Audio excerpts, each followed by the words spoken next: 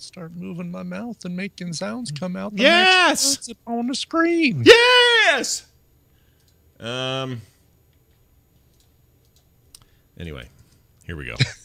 Sorry. I just feel like I'm missing something. I don't know why I feel that way. I shouldn't feel that way because everything's right. Oh, I am missing something. Gosh, freaking! Hold on. I knew I was forgetting something. Hold on. You must complete. Let's put that right there. A little Fletcher magic. And what's another one? the more beware. This is. That's a good one. Okay, here we go. Ha ha ha ha. It's time to record. Moo ha ha ha. All right, here we go. Begins in 3. Did I start recording? Yeah. 3, 2, 1. Coming up on TMS. Move along. Nothing to see here. Quit eating all the wood. Yeah, that story. Slinging HBO on you for $15. Imagine all the wives gone. Pac-Man is all over the map. 2 lottery wins in 2 years. That thing is crazy. Therapy Thursday. Your voicemails and more on this episode of The Morning Stream. Say, Mom, wondering what to feed the family tonight? What'll I feed the family tonight? Arr, try me famous joker fish. There's smiling smelt, giggling grouper, and happy haddock. This could cause a stampede to pork. Yummy, yum, yum. Complete maximum evil.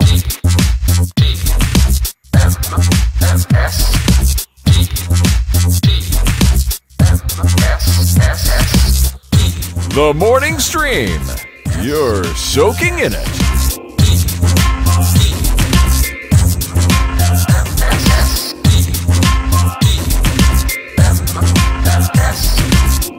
Hello, everybody. Welcome back to the show. This is TMS, the morning stream for Thursday, April 2nd, 2015. We managed somehow to entirely skip April Fool's Day, Brian. We did, yes. Way to go. Nice. Way to dodge that joke of a bullet. That poopy bullet. No one likes that bullet anymore. The internet has ruined that bullet. Nobody cares anymore. Nobody wants it. Nobody needs it. Like last night, I had to have a little coming to Jesus moment with Nick, where I said, look, buddy, you can't be doing tricks all over the house, because he has a desire to do it, right? So he put scotch tape under the faucet so his sister would like get water all over her when she turned it on. Like he was playing Nerf gun roulette with one of his friends. Like he gets all trickstery during that day. But I had to explain. Yeah. I said, look, Nick, like me, one day you'll be jaded, and everything on this day will piss you off. So why don't you start now and stop pissing me off? I know. Let him enjoy the holiday for, at one point you and I enjoyed this holiday. I know. And I'm like a joy vacuum. I just come in the room and go, suck it all out, and everyone's left to, sit there and decay away in their misery. And had I remembered it, and I didn't think about it until Tina and I were going to bed, but I would have filled Tristan's bed with ping pong balls, because I do still have a bag of those that I used for picking names for All-Stars last year. So I have a big old tub of them, big old plastic tub, and I could have just filled his bed with them. Should have done that.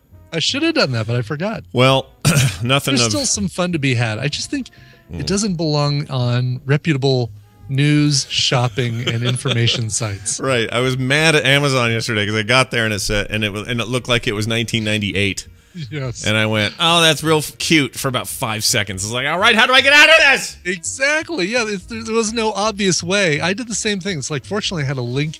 I have a direct link in my toolbar to the digital music section, so I can get anywhere I want from there. Yeah. But I could not find a way when I went to the homes. I'm like, yeah, how does one get off of this? Yeah, you can't. And it turns out all you had to do was click anywhere, and it would get past it. No, really? But in my mind, I'm searching. I'm searching around with my mouse, going, all right, I don't want to click any of this. Where's shut down this dumb thing? Right. And I'm accidentally going to buy a copy of Chicken Soup for the Soul, which was one of the #1 books in 1998. Right, really. Or pre-order The Matrix. It's really weird. Up top they had all the categories up top. When did they start doing like electronics and stuff like that? I feel like that came later, and I didn't. It did, yeah. I mean, they were books books only, like at the beginning, right? Yeah, seems like in the very beginning it was. I'm looking at the Wayback Machine. Oh yeah, this stuff. Yeah, it used to be. That webpage used to look like somebody's GeoCities freaking web ring. Right. Like I guess my buddy Scott Brenner was like a big. I mean, he used to order stuff all the time, books wise. When they first started, he's like, "Oh yeah, Brian, you got to check this out. Great place online to buy books." Like, oh, okay, cool. And he bought so many, or I don't know, like was such a supporter early on that they sent him a commemorative coffee mug or something, celebrating his support in the early days, saying, "You bought books from Amazon when all we sold was books." Bah. Wow, that's crazy. I didn't know that. That's actually kind of cool. That Bezos would remember him. Do you think he laughed maniacally and he annoyingly? Probably did. Yeah, probably. I have so much money. Anyway, it's me and Brian, and we're here to do another show. Yesterday didn't happen because, so I told everybody this. This is so funny to me, and this is not me calling out anybody in particular. I just want to point it out because I find it ironic. Oh boy. Okay. You would think the people that email you and tweet you incessantly the day there isn't a show, asking where the show is because they're the most diehard possible fan ever, would have heard me say it multiple times, top and bottom, of the day before, because they would have also rabidly listened to that episode. You know what I'm saying? Think, right? You'd think so. But you'd be wrong, Brian. You'd be wrong.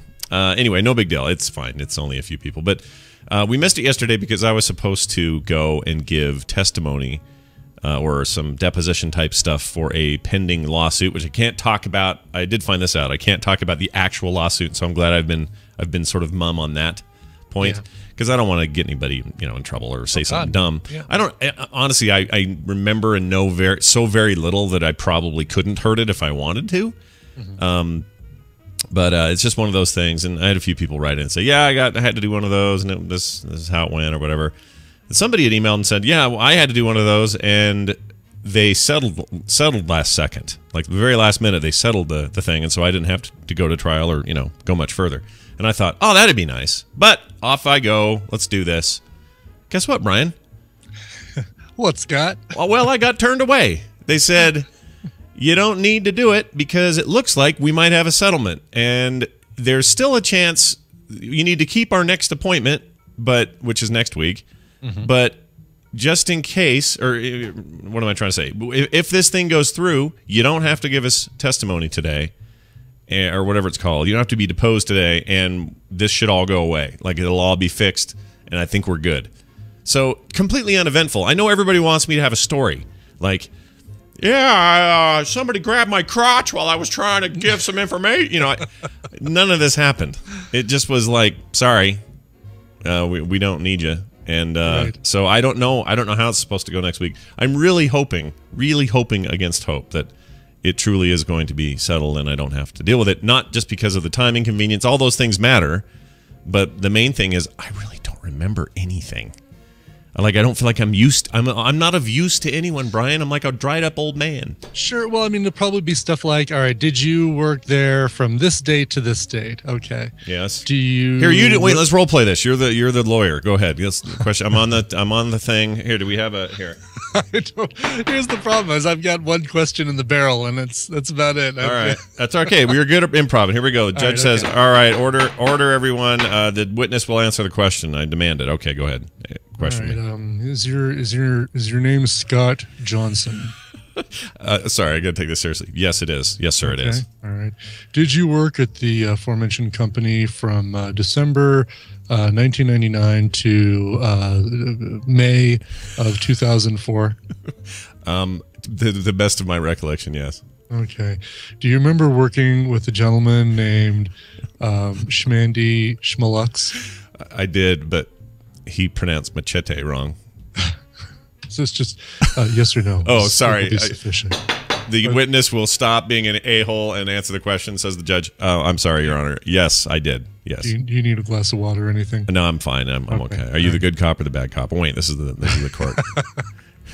All right.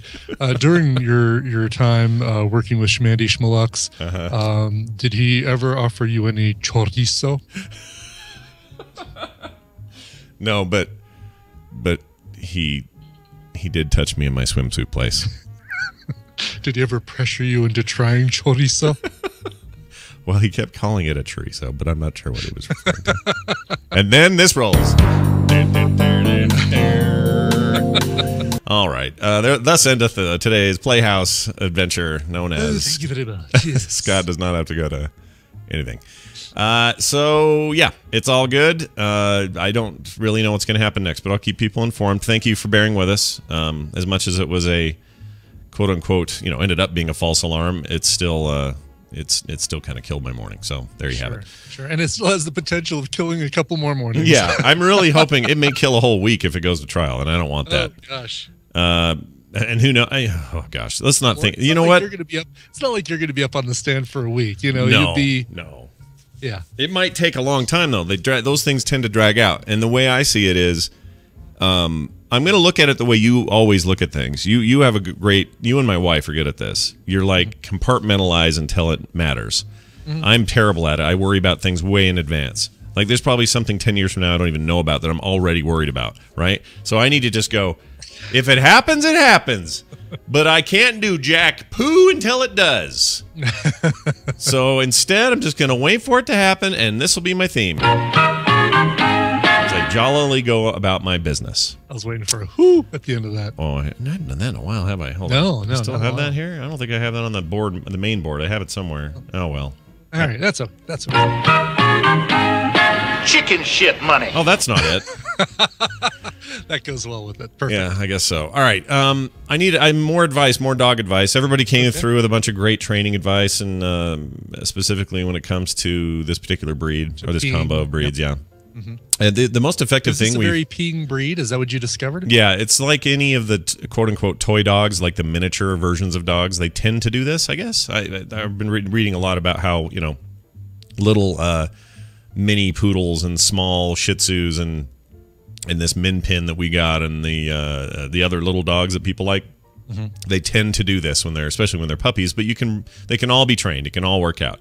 So what I learned from both reading and from a lot of listeners is that one of the tricks with this particular breed is to, when she's excited, let's say out of her kennel in the morning, or I've just been outside and she's, it's cold out there and she's peeing or whatever, and then she comes in the house super stoked and all excited and running around, ignore them. Like don't acknowledge their freak out. Not like I don't like you or want you anymore, not like that, right. But like you don't go gaga over them. Oh, welcome! Oh, you're back in. Oh, hope you're. Yeah, exactly. Right? Don't freak out. And we tried that yesterday and today. Totally helps. Like she's not having a little nervous piddle but if you make eye contact during the freak out, little pee come out. Yeah. So you got to like not do that. You let her calm herself down. She gets, kind of chilling a little bit, and then you can like squat down, a rubber chin, hey, how's it going? And she'll do just fine. So We're going to keep that up. See what we can do. Look at all you little Caesar Milans out there and all your advice. Yeah, right. All these dog whisperers. And I ran with her yesterday. So I took her on a walk. We're trying to train her to walk, and she real resistant at first, dragging that butt down the street. Didn't want to do it. Second time, kind of going with us, not really. This time, totally ran with me across the park, like on leash, like running, like full on running with me. She's awesome that way. So I'm real stoked about how things are going with the dog. And she's so happy now. When we got her, saddest dog you ever saw. She's now realizing, okay, this is a permanent home. This is a permanent place. Yeah, like every day is better than the last. Today they gave me a weird treat. How awesome is this, she's thinking to herself. Because the old life was prison, really. So, she's much happier now. She's just a little smiley little turd, and she's great. Anyway, I just want to let people know. But the point of this is now she's got a new problem, okay? And maybe she learned it on her own. The lesson has been learned and she won't do it again. And Brian, maybe you can commiserate with your dogs. I'm not sure. But she, at least the other day, wants to run out in the backyard. And we've got a bunch of like wood chips that are part of the landscaping there on the side of the house. Sure, right, yeah. She ate a bunch of those. Now, how do I know this? Because in the middle of the night, not last night, but the night before, I hear her whining in her kennel. I go out there to check. I open the gate, and I'm like, oh, what freaking stinks in here? Yeah. She has yacked a bunch of wood. Like, she barfed up a bunch of wood, and she took a dump in there and mushed it out the gate It's a fine dump, like a little hard. It wasn't like a mush, like it was. It was a nice stool, but it had wood in it, like it's full of wood. Pulpy. She's basically a 3D wood printer. I know, but her extruder only knows how to make one shape, dude. But all her motors are working, I can tell you that. That's good. That's good. Anyway, I don't know how to... Well, I mean, maybe she's already learned it because she didn't have a problem yesterday. So maybe she's not eating wood now. Maybe the problem's solved. She learned it on her own. But I would think that is a problem that might take care of itself when she realizes, oh, when I eat that, I get sick and that's bad. So I'm not going to do that anymore. You just never know with dogs. It's like they're so dumb sometimes. Like, yeah. It's like, this is terrible. It's the worst night of my life. Give me more wood. They don't get it. Our chocolate lab would eat the baseboards. Oh, really? Wow. When she was a puppy. And just gnaw on the baseboards. Like, did she ever consume a length of it? Or was it always just a... Not an entire length. It'd just be like we'd see bite marks in it. And, she'd just lay down to sleep, but she'd lay down right next to a baseboard so that, she could just chew on it. Mm-hmm. And we tried some of the nose spray, and that didn't work. So we put... Vicks Vapor Rub. What? On really? A couple of the areas. Yeah, just a tiny little dab. Like we wouldn't gloss the whole thing, make it all. people come into your house and go, I can breathe better in the Ibbot house. Exactly. Wow. But yeah, a little Vicks Vapor Rub in a couple spots, and they wouldn't even and she wouldn't even go near it anymore. Wow. Well, all right. So maybe try, take a little dab of that stuff and put it on a few pieces of wood chip in the planter. Like I say, you don't need to put a lot, and just here or there, maybe that'll work. Exactly. That's a great idea. Their nose is way more sensitive than ours, so just a couple of those in there, and she'll hopefully ignore it. All right, that's the plan. Look, I got advice already. Yay! Right. Put Vicks Vapor Rub on it. All right, Daryl time. Daryl. Let's get him in here. Your Spike Jonze reference is an absolutely true reference. He does that. He does it all the time. He has to be a fan. He does. That blew my mind. I was like, all right, well, if there's anyone in this world that I could probably guarantee is going to be a Spike Jonze fan, it's going to be Daryl. It's going to be Daryl. All right, well, let's find out if Daryl really is. What?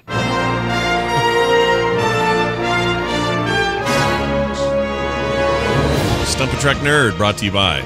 A secretive government agency decides to stage an accident where flesh-eating zombies are unleashed on helpless citizens, all in the name of increasing their budget. But the rogue HUD's, HUDS, Human Undead Defense Service, don't count on 4 local women who fight to defend their town and one of their own turning from washout to top agent. We would like to see if you can also provide... Oh, that's probably not part to read. Oops. It's go visit comegetSomeTheFilm.com. I should have not have put it in that way. Have Brian read the URL here. And smile at the camera. That's right. Daryl, are you there? Oh, yes. Are you or are you not a big Spike Jonze fan? Not the movie director, the old school, Hitler-hating singer playing guy. some horns and train whistles and whistles and stuff like that. It's okay. Yeah. I like it. I know of the guy. Did you like him more when you were a kid? I mean, it just seems like it's so in tune with the kind of stuff you've played for us. Well, for those who don't know, here's a taste. All right, this is the Der Fuhrer's face, okay? Ladies and gentlemen, Der Fuhrer's face. And is it red? Because this tune is sweeping the country and everybody's out jeering at him. Okay. This is where we learned our German accents. All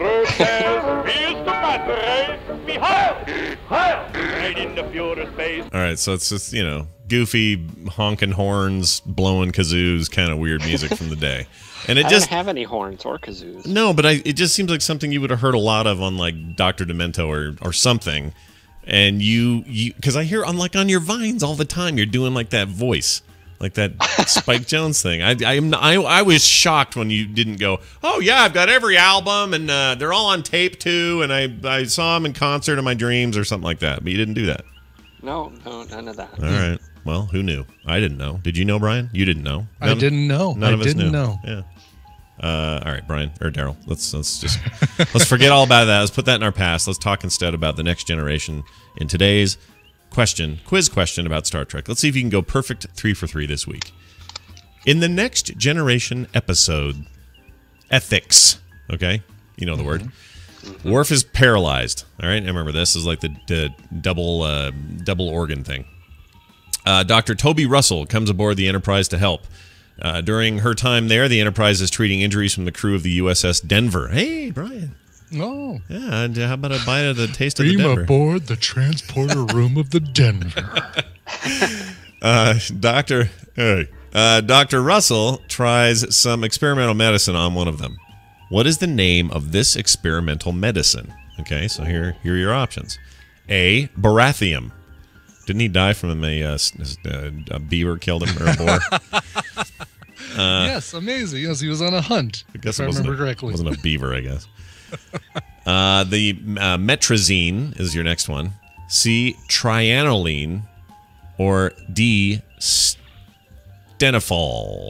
Am I saying that right? Stenofol. Say it, Brian. Stenofil. Stenofil. There you go. Baratheum, bentrazine, trianoline, or stenofil. Those are your options. I swear he does it just to make it hard to read. I'm sure of it. All right, Daryl, while you consider that. Oh, we didn't... did you guys get a box? I got a box, but I didn't open it. Oh, I haven't gotten a box yet. No, it may not be food, then. I didn't even bother to open it. I'll eat yet another chokey. This gotta say, Bill Duran would be so proud of how long 6 chocolate chip cookies with chocolate foundations have lasted. The undercoating, right? The undercoating. I still have 2 left. Why don't you eat one of Been those? like a week and a half. I'll eat one right now. All right. Tell us about what happened on this day in Trek. What's a foodie? Yeah, Brian's a foodie. All right, tell us this day in Trek in 19-something. Daryl tells us a thing. What is it? Hey. Well, back in 1986, it was the 27th day of filming on Star Trek IV: The Voyage Home. The HMS Bounty scenes were filmed today, and Admiral Kirk orders warp speed, and the Bounty heads towards the sun. Nuclear Vessel, right? That's where that all came from.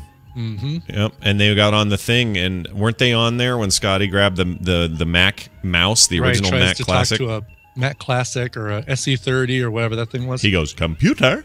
What the hell was that? Look, if you're... And then Siri says, I'm sorry, I can't take requests right now. Please try again later.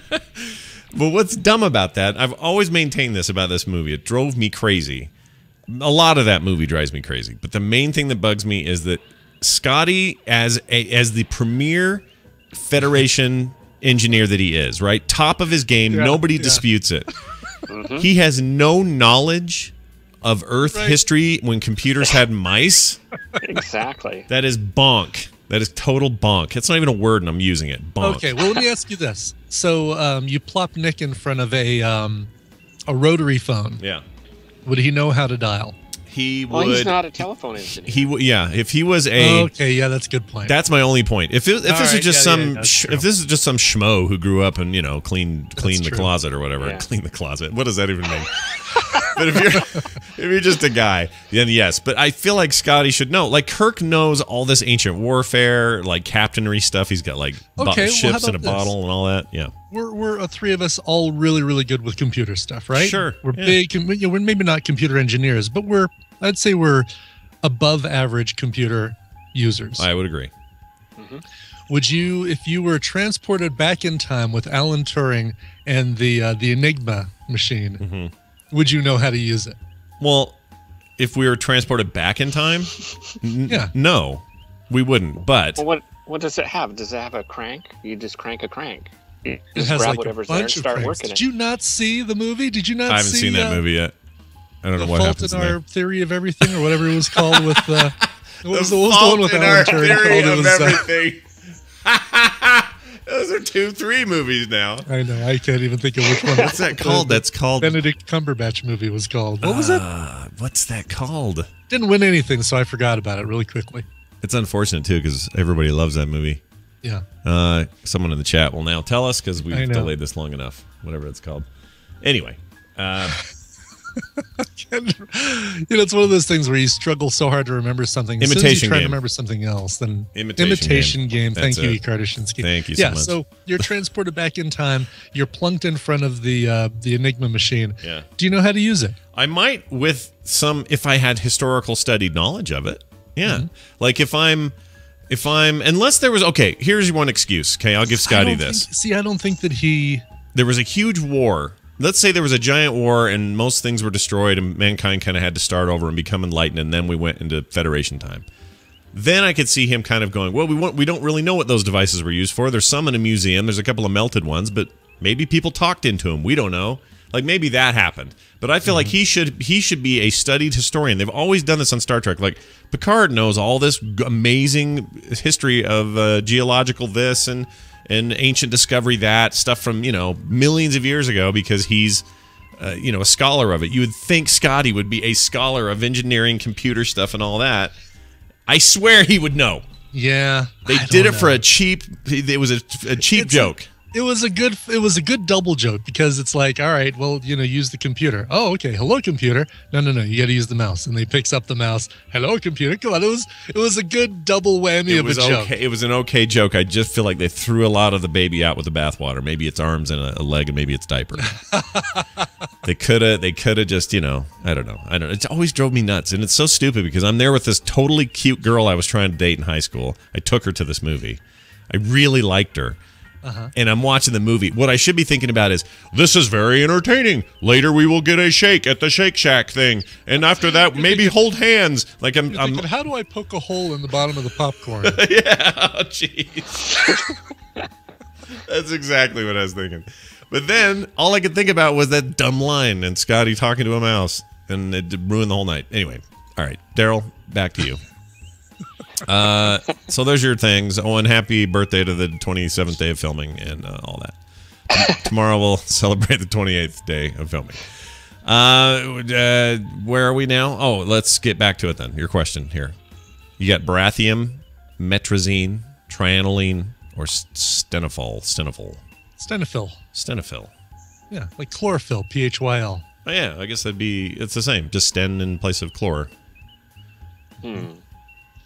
I'm going to cross out stenofil because I don't remember that at all. Good, because I don't want to say it anymore either. I hate that one. Yeah, we're done with that one. Yeah. Not that we're going to... What if you have to say it as the result of him getting this wrong? That's a good point. Maybe we're fooling with him right now and he doesn't know it. Maybe April Fool's isn't quite over yet. Oh, let's see. Trianoline. I don't think it's that. Oh, there's a lot of silence. Maybe it is that. Oh. I always jump on my trianoline. Get it? Trianoline. Sounds like trampoline. Hey, you know what? Speaking of how our minds work, I cannot say trampoline without two things coming to my mind immediately. Immediately you say the word trampoline, and absolutely these two things come to my mind. One, my daughter, when she was little, Taylor would say tampatine. She couldn't say trampoline, so she said tampatine. Daddy, I go on to tampatine, she'd say. That's number one. Number two, how much my incision hurt from when I got my appendix out when I was 16 when I went to try to get on the tramp too early. And it hurt like hell. So those two things jump to mind every time. Hurting myself on the tampatine. Tampatine. I love that. That's hilarious. Tampatine. That should be a Star Wars character. She was a hoot. Totally. Emperor Tampatine. She's the Emperor Tampatine. And she's the one that she was so cute because she didn't have any siblings to help her get the language right. So she was the one that said Chuck E. Jesus. It wasn't Chuck E. Cheese's. It was Chuck E. Jesus. Let's go to Chuck E. Jesus, Dad. Oh, and what was the other one she always said? Oh, Christmas. Merry Christmas, everyone. Have a happy Christmas. She was great. Anyway, cute. She is great, but she was an amazing little toddler, funny little turd. Yeah. Cracked us up constantly. Anyway, sorry. What? Okay. Yeah, you're still deliberating. Deliberate. Yeah. Metrozine is a magazine about metronomes, and so no on that. So that leaves barathium. Uh-huh. And it just sounds familiar anyway, so even if I wouldn't have gone through all this stupid talk, I probably would have picked that anyway. All right, we'll see if it's Robert Baratheon. I'll click the thing to find out, and here it is. Congratulations. Perfect mini week. You're a winner. Barathium is the answer. Yay. Dr. Russell tries Barathium on the patient. A patient dies, and Crusher is furious that Russell used experimental medicine when she should have used something more conventional. Here's a clip of her going off. I tried a new ribotherapy I've been working with.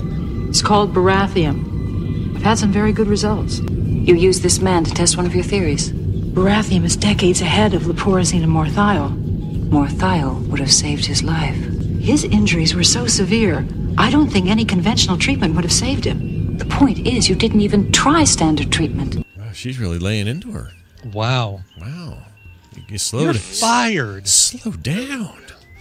All right. Well, there you have it. Daryl, good job. You did a good job this week. 3 out of... We didn't have a fourth, but that's all right. Yeah, we'll still count it as a perfect week. Maybe it was good that we didn't have a fourth. Probably. Daryl's the Trek Nerd on Twitter. You can also find him. Tell those people in the background, Daryl, to shut the hell up. Yeah, what's happening? What's happening? Do you know? Can you tell us? I don't know. Get a room.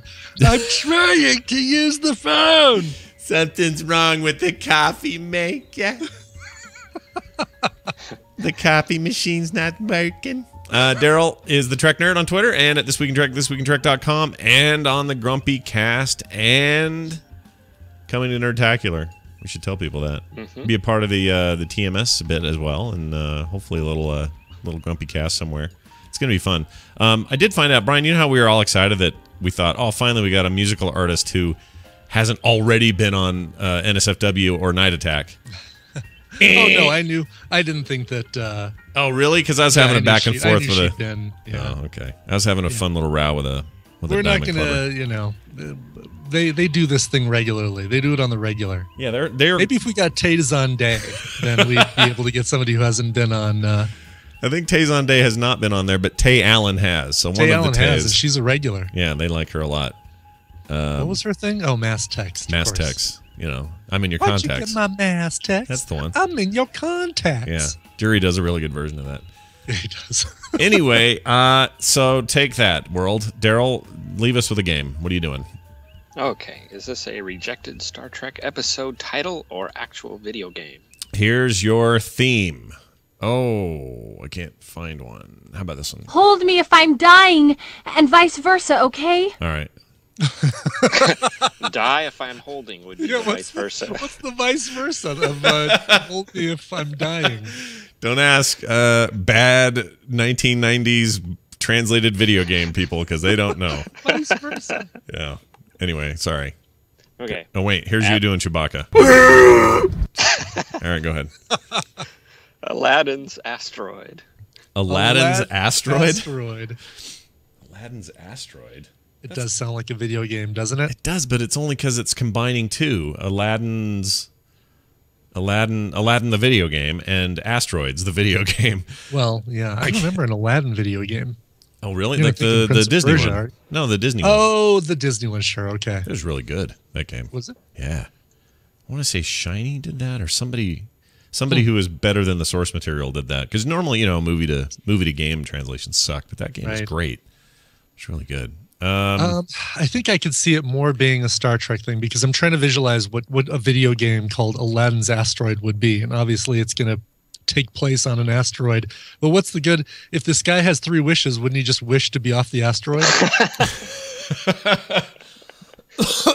I don't. Wish number 1. I've got a pretty. I mean, I don't know every Japanese game that came out or any of that, but I feel like I have a pretty good hold on a game being familiar, and this does not sound like a game to me. Yeah, it just seems too mashed up. So I feel like if you're gonna say, but if you told me, hey, there's a Star Trek episode with a reference to Aladdin and his asteroid because it's weird in space, I would say, oh, okay, that sounds reasonable. So I don't know. I'd lean Star Trek, a failed Star Trek idea.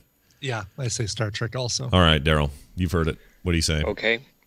In 1967, this outline was rejected, but then later used to write For the World is Hollow and I Have Touched the Sky. Oh, did they use so they used the story, they just didn't use the name. Yeah. Aladdin's Asteroid. Was it not a guy stuck on an asteroid and he had 3 wishes? Get me off the asteroid, number 1. And then unlimited wishes, number 2. Hell yeah. I know how that works. Still the dumbest trope in the history of the world. All right, there you go. Television highlights of the news of yesteryear. It is the news brought to you by author, journalist, and former DIC entertainment marketing consultant Theodore Jefferson presents the incredible untold story of Sailor Moon, the definitive history of the world-famous anime series in the United States, available now as an ebook or audiobook playable on any mobile device or PC at the official Lady Star bookstore. For a limited time, use the promo code MORNING in your shopping cart at checkout for a 15% discount. Visit bookstore.ladystar.net today. That's promo code MORNING in your shopping cart at checkout at bookstore.ladystar.net. Nice. Well, you read that so professionally. It was the first time I'd read through it, and maybe a couple more commas. Feel free to use those commas liberally whenever you think there's a logical place for me to take a breath or pause. I like it. You have to turn to the right to breathe, though. You have to. That's right. Author, journalist, and former DIC entertainment. Oh, Tay's on day. What are you doing these days? Chocolate rain. Brr, guy goes tweet. How's that go? Bird goes tweet. Guy goes tweet. I sang this song because I'm a huge Frank Sinatra fan. And I hope you're dry. Sling TV. Sling TV, this is that deal. $20 a month deal that is a thing. Dish satellite company. Sure.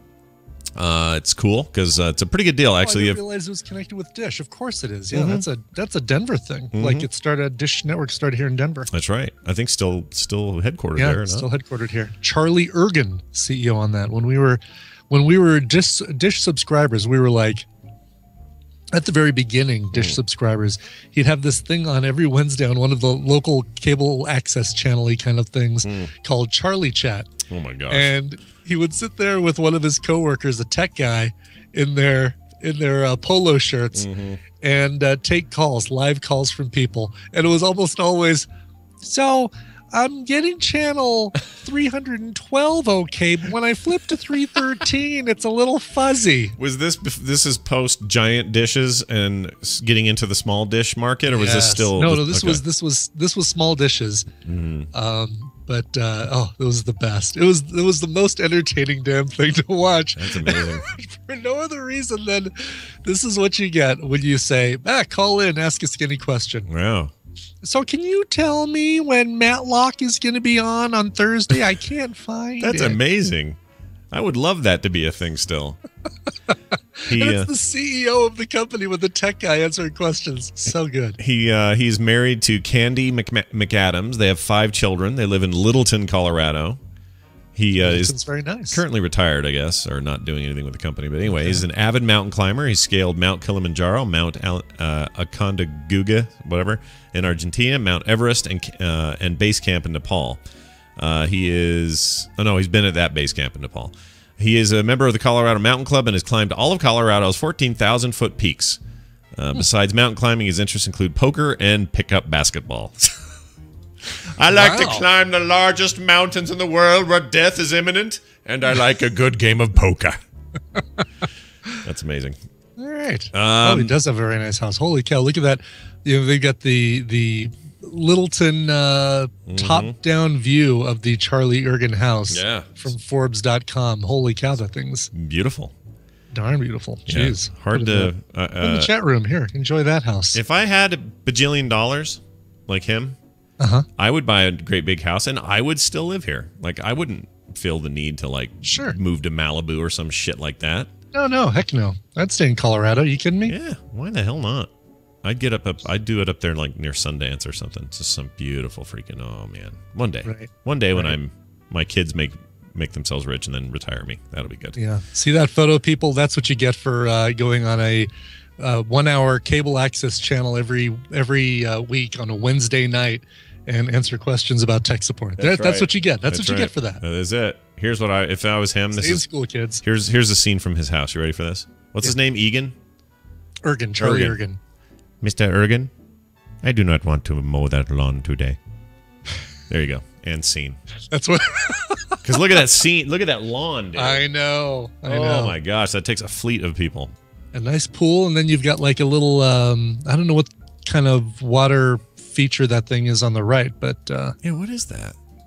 That's really weird. Like a gardening thing or something. Yeah, like you're growing something in there. Pot. I'm sure that's it. Well, Colorado, come on now. Yeah, sure. His edibles business is booming. Anyway, the whole point of this article is that HBO Go, or HBO Now, is coming for $15. It's basically the HBO service coming to Sling TV for an additional $15. So if you get it after April 12th, when the season of Game of Thrones premieres, you'll be able to get it. So Apple's got the exclusive streaming rights, but this isn't considered streaming necessarily. It's a different deal. And they're not calling the HBO offering their HBO Now, but it's basically the same thing, right? It's extensive video on demand, including live stuff. So Sling TV for an additional $15 on top of your $20, you can get your HBO. Not bad. Yeah, it's all right, I guess. I don't know. It feels like cable. What's the difference? Well, yeah, I mean, it's... Why aren't you just buying because you're paying for a bunch of channels you may not need. Yeah. Kind of thing, as opposed to your a la carte. Well, it's like the PlayStation Vue service is really interesting to me, except for the fact that it basically costs the same as me getting cable. And it's the exact same content. So why do I care about that? I don't until the price is different. And if you're going to add Showtime for another $15, you're going to add AMC for another $12, right? Because AMC is going to offer this as well. Yeah. Pretty soon you're up to $100 non-cable bill. It doesn't make any sense to me. No. The whole point of unplugging is to get away from the draconian tactics. Some of that includes forcing a bunch of channels on me I don't want. So I don't know how I feel about this turn of events. Doesn't exactly work for me. At least the HBO Now streaming thing is a discrete single thing that I can purchase. It's an alternative to people who just hate Comcast for whatever reason, right? Or hate whatever service that they've got in their area and don't have any choices. Like, you know what? I just don't want to give them any money. Yeah. I'm happy paying the same amount and giving it to somebody else. I just don't want to give it to them. Yeah, exactly. There is that mentality. That's funny that you mentioned that. I need to question why I'm doing it. Kind of speaking of which, or on a related note, after I finished Peaky Blinders last night, I watched the first episode of Community on Yahoo. Oh, how is that? I heard the player sucks, right? You heard the what? The player, the actual software kind of blows. You know, I watched it on an iPad, and I'd say it's no more complicated or obtrusive than Hulu. I mean, basically, you click it, you got a little bar stuff that happens around the outside, and then that disappears after a few seconds, and you're basically just watching the show. Is the commercials, right? No commercials at all. Oh, really? I thought how are they doing that? Yeah, no, one? I don't know how they're not doing commercials. I was expecting there to be commercials. Yeah, I thought there was certainly spaces in the show where you would get a commercial. And they're not doing this one all at once, right? It's spread out, or it's weekly, okay. Right? You get a new episode every week. Interesting. It's, you know, the group is dwindling, unfortunately, because you lost Chevy Chase, you've lost Troy, you lost Shirley at the end of or basically the beginning of this season. Yeah. But they do address that in a hilarious way. It's very funny. I've heard mixed things, but I feel like that happens in this transition, you know? Yeah, it was I don't feel like it was as good as like season 2, season 3 of Community, but it was good enough that I'm going to give it a few more episodes, and I feel like this is just kind of like a reorienting episode. Like, all right, look at our new surroundings. How do we live in here and not pee on the floor every time Harmon yells at us? Yeah, exactly. I don't know what to think about that. Maybe I'll just watch it and then decide for myself. Sure. The problem is I'm behind like 3 seasons. So. Oh, well, then you should really watch those seasons because I think they're better. And they're streaming, right? Aren't they? And they're streaming. Right, yeah, I mean, you've got holy cow. So you haven't seen the episode with Pierce's Will and Boyd Crowder? Nope. Oh. Best I can tell, I'm way ahead of whenever Chevy leaves. Like seasons worth before he goes anywhere. Yeah, you do need to watch that. Okay. I'll do that. Why not? Why the hell not? Yeah, at least the episode, or at least the season that's got that one in it, I think was really funny. Kim's still working through Friends, and Ross is a complete idiot now. He's just a complete fool. Oh, yeah, he really does like go from being great science museum intellectual guy into just a bumbling fool. Right. Also, let me just say this. I now remember why I didn't like Friends before, and here's the thing. I think Friends seasons 1 through 5 are pretty entertaining, and I was kind of pleasantly surprised. But it occurs to me, I don't think I watched a lot of that back in the day. I think I only started watching back in the day when things got a little goofy. People got married. They weren't really friends anymore. Now they're married. Freaking Rachel or Monica and Chandler over there. That whole thing's kind of annoying. The Ross and Rachel, are they or aren't they? Yeah, and Rachel having a baby and acting like it just flew out of her like the wind, and and she's never hardly seen with the kid again. Right. Whenever the kid is around, it's clearly a doll in somebody's arms, like the most ridiculously bad doll.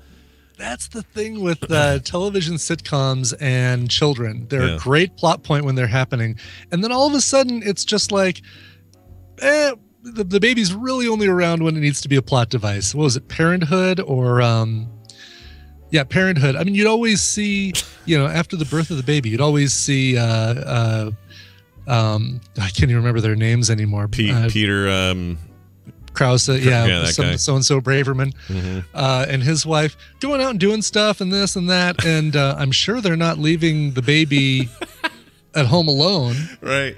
Or with Max. Right. I don't know. We're to assume sitters, I guess. But in the case of Rachel, it's like, kid's out. All right, now I'm at the coffee shop talking like nothing ever happened. Oh, now Joey loves me. All right, good enough. It's weird. So that's where I'm at now, and I'm starting to remember, oh, yeah, these are the reasons. Ross is crazy. Like, they just started to get into this weird place. They became exaggerated extensions of what they were at the beginning in the first few seasons. Yeah. It's still funny. I mean, it's still a comedy to be had, right? But yeah. Now Rachel's making out with Joey, and now freaking Ross is a complete idiot. I don't know. I'm kind of starting to be done. Cynthia Lennon, John Lennon's first wife, she died, 75 years old. This was not Yoko Ono, but the one before that, the one he left for Yoko Ono, right? The one who, the mother of Julian Lennon. Oh, that's right. He's still around, right? Julian Lennon? He's still around, yeah. Looks just like his dad. He really does, and sounds like him too. Yeah. And I'm amazed that, maybe that was just too much for people. He was just too close to the look and the sound of John Lennon, because that first album with Velat and Too Late for Goodbyes, and I thought it was really good. And it's weird. He's also a Steve Perry lookalike. Have you noticed the? Really? Yeah. Do an image search, and he looks just like Steve Perry. Did Journey and Yoko ever tour together, or Cynthia Lennon ever tour together? For whatever reason, that jumps to mind when I look at him. Looks just like an older Steve Perry. I guess Steve Perry. Oh yeah, kind of. Do you kind of see that? Yeah, I mean, if you threw the little circular glasses on Julian Lennon, I think. Yeah, you might be right. Mm-hmm. He was a cute little kid, wasn't he? Oh, and there's his mom. Well, anyway, she passed away, age 75, died of cancer. She died in her home in Spain. She was the news was announced on Wednesday via Twitter from her son. Cynthia Lennon died in her home following a short but brave battle with cancer. I listened to something over the weekend about the terms we use for cancer. Like, we have all these war terms for it. Like, we battled it. We fought hard, or whatever, this kind of thing. And a bunch of it was interesting because the cancer patients they interviewed for this, was a podcast or something, they hate those terms. They can't stand them. Really? They think those terms are for people who don't have cancer. It was really interesting. Just to kind of make us all feel better or whatever. I don't know. Yeah. I don't know. Euphemism kind of thing. Yeah. Not really euphemism, but like a comfort thing. If we talk about it like it's a war, then we're going to attack it. Distant from it. And it's a thing where, you almost never can win in a lot of cases, and it's just that they think that the nomenclature around cancer needs to change according to these people I listened to. It was really interesting. I mean, I don't know. They all seem to hate it, and people without cancer were like, "Well, how come you hate it?" Oh, well, maybe when you have cancer, you'll know why we hate it. I don't know. Anyway, it was interesting. I think it was on the media. They're doing a 2-part cancer thing. I think that was it. Anyway, she died, and that's I'm sad. That's sad. Yep. Hey, Brian, you want to play Pac-Man? Let's play Pac-Man. Oh, well, okay. I don't have a full upright arcade machine, Scott. How could I possibly play Pac-Man? It turns out I'm just sitting here in front of a web browser and my mouse, and I don't have any Pac-Man. Well, you don't need it. It turns out you can do this. It's no trick either. This came out on the 31st, not the 1st, so it's not a trick. You can play Pac-Man in Google Maps right now. You just zoom into your neighborhood, any angle you want, find a bunch of roads, click the Pac-Man icon in the lower left in the game, let the game begin. And you can literally run around your streets with Pac-Man and ghosts. That's awesome. I'm going to try to see if there's sound here. I actually have not messed with this. That'd be great if there was. Like, chip, chip, chip, chip, chip, chip. So I'm going to say, okay. So I don't know where this is. Is this in my neighborhood? I don't think it is. All right, we're going to hit Pac-Man. Here we go. Oh, this is so great. Here we go. I guess I use a... Oh, there's no... arrows, keys to move. I got it. Oh, there's no sound. That's too bad. Oh, it totally works. Have you done this? Right there. There's the icon. Okay. Play it. It totally works, dude. And you will use your arrow keys probably. Arrow keys, yeah. Yeah. Even if you got... Oh, and it comes all the way through. So you got to zoom in somewhere-ish. Oh, look at that. That's so cool. That's extremely well done. Oh, I died. Freaking Blinky, you butthole. Oh, he got me again. All right, well, anyway. That's a one-way street, ghosts.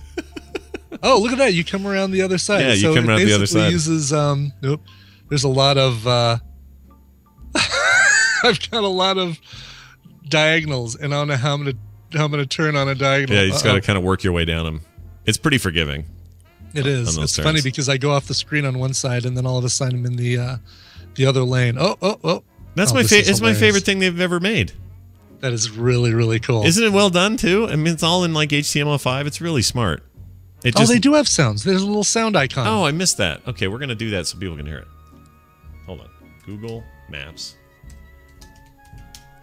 Come on, Scott. I picked a really bad area. I picked a really bad neighborhood to play Pac-Man. You know what? Utah's great because we have all these like squared off stuff. Mm-hmm. Works really well. All right, so Pac-Man. If only there was a neighborhood that looked like the board. Oh, here we go. Typical Pac-Man board. All right. Oh my gosh, it totally works. Hold on, get away from me. Come here, you jerk. Got him. Oh, you know what? The only downside... Hold on, kill that. The only downside of that is you don't know necessarily which end you're going to come out of. Yeah, right. So you might go up thinking you're going to come out the bottom, but you'll come down again. No, don't capture those anymore. All right, anyway. Go play Pac-Man. It's fun. That's so cool. Great addition there, Google. And doesn't look like it's going anywhere, so... You can make a game... Let's see... For examples in a smaller area. So I want somebody to post the best neighborhood for playing Pac-Man. Yeah, it's got to be cool. One of these like newer prefabricated. Oh yeah, totally. Neighborhoods, like right? Townhomes that are all squared off. Right, exactly. Actually, part of my area I live in may have a lot of that. I don't know. I'm gonna play around with it. It's really cool. What a cool idea. I love it. Freaking nerds at Google. Mm-hmm. British couple finally in the news. This is crazy. Absolutely crazy. Think of these people next time you're in Vegas, which is next week. British couple wins lottery for second time in 2 years. That officially defies, check out these odds, C-3PO, okay? No, actually, you're going to be Han Solo, okay? Because you're going to tell me a line when I'm done. Defies 283 billion to 1 odds. Never tell me the odds. Put it in a museum, Dad. Exactly. Nick had a girl over yesterday, and they were watching that movie. They were watching Indiana Jones. Did they watch, by the way, did you see the... it was cute. One of our listeners put together a while back, like this took him like 6 months to do, X-Wing, Disney's X-Wings. It's like a continuation of cars and planes and... No. That sounds great. Where's this? Well, let me find a link. I am desirous of it. You should listen to this. I desire it greatly. I'm finding a link right now. All right, while you're looking that up, David and Kathleen won the money 2 years in a row. It's insane. It's up to £1 million, 283 billion to 1 chance that they would ever do that 2 years in a row. Ever. Think about the odds. That is so astronomical that I actually call foul. I think something's up. Maybe an accident. Something's up. Here, I'll click on this. They're cheating. They're cheating at the lottery. Okay, Disney's Pixar's X-Wings movie trailer. From Disney and Pixar. Hey, that's Fletcher. That is. The visionary studios that brought you cars, planes, boats, and trains. Who made this? A guy named Brian Anderson. Oh, Mr. okay. Anderson. Does he listen to us or something? How does he know about Fletcher? He does listen to us. Oh, weird. Yes. He's got a lot of views on this. All right. Oh, Comes yeah. their next adventure, set a long time ago in a galaxy far, far away.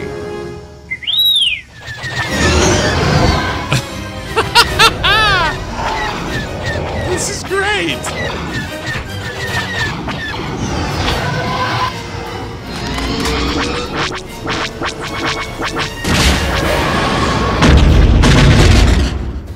All Okay. wings report in. Blue. That's you. That's me. What? I never even heard of this. 34, standing by. This is Orange 8. Let's play That's ball. Veronica. This is Bad 16 standing by. Who's that? I don't know who that one is. Periwinkle. Why didn't I get asked to be on this I thing? don't know. I really don't know because I'm looking back at the emails and I could have sworn you were CC'd in the group. And so I automatically just assumed that you were part of it. King B. I'm just going to check I don't have anything in my emails. Oh, that makes me sad. I would love to have been on that. I'm sure he'll pull you in for the next one. Oh. 19. Standing by. Red 11, let's do this. Red 7 standing by. Blue 24. You recognize those two, by the way? Who was that? That's Chinbeard and Mrs. and Lady Longshanks. How did I not get asked to be in this? I don't know. Oh my gosh, I'm sad. Hazel, 42, standing by. Pink 28, ready to party. Green 33, giddy up. Red 5, standing by. Red 2, standing by. Look at the size of that thing. Cut the chatter, Red 2. Lock S-foils in attack position. And I basically got to be the mater of... When did this get posted? Yesterday? Yesterday, yeah. Felicia's in this. Felicia, Veronica. Why am I not? Why didn't I get asked? I'm so sad. I assumed you were, and I'm just guessing. I was like, oh, I guess.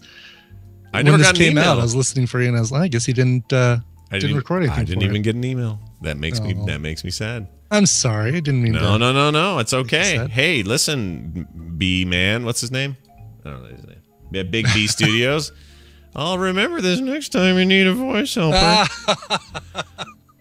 All right. Let's take a break. When we come back, Wendy will be here. It's Therapy Thursday, and that means a time for us to learn a few things in life. All right? It's important stuff. So we'll be back with that in a minute. Before that, Brian has music. What do you got? I do. And so we're going to do this one first. Hi, Snap-on and Bosch. April 2nd, my wife Jessica and I will celebrate 4 years of marriage, and sometime come mid-May, we'll be welcoming our second son to the family. In honor of these occasions, I'd like to request a song by one of my wife's favorite artists, Crystal Wells, who recently released an entire EP of covers. To Jessica, I'm so proud and privileged to call you my friend and wife. You're a fantastic mother, and you inspire me every day. You'll always be my only, from your favorite. And Gabriel was the one who wrote in. Nice. And asked for that. Yeah, so Crystal Wells, this entire EP of covers that you can download from noisetrade.com, I believe for free. Or you can go to Amazon, buy it, iTunes, buy it. I mean, go find it because it's all really good. It's EP, 5 or 6 songs. Included on there is this amazing cover of Smashing Pumpkins' Tonight, Tonight. And this one goes out to Gabriel and Jessica. All right, well, let's play it. Oh, dang it. Sorry. Glitch in the system. Hold on. Move it over. Right. Hold on. Gosh, dang it. Oh, stop. I mean, play, but not yet. All right, here we go. We're playing it now. You ready, Brian? Here it is. We'll be back with Wendy. Stay tuned. Time is never time at all. You can never, ever leave without leaving a piece of you. And our lives are forever changed. We will never be the same. The more you change, the less you feel.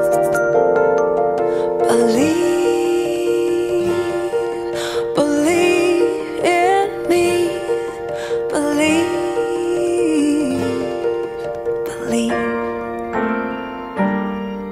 That life can change, that you're not stuck in vain. We're not the same, we're different. Tonight,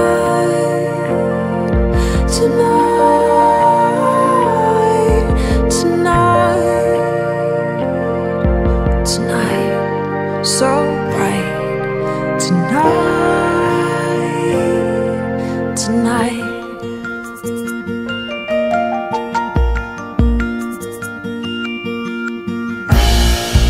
And you know you're never sure, but you're sure you could be right if you held yourself up to the light. And the embers never fade in your city by the lake, the place where you were born.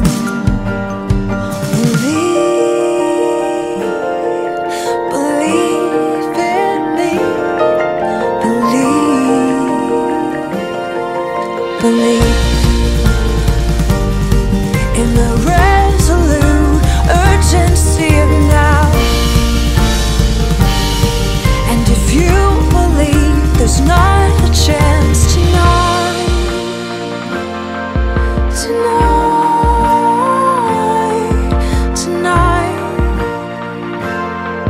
tonight, so bright, tonight,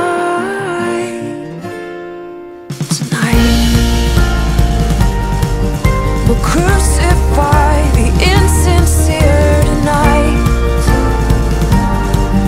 We'll make things right, we'll feel it all tonight. We'll find a way to offer up the night, the indescribable moments of your life tonight. The impossible is possible tonight. Believe in me as I believe in you tonight. For feminine moisture problems, I trust Vagisil powder. Vagisil absorbs moisture, absorbs odor, helps keep you dry, odor-free. Vagisil feminine powder. Sausage.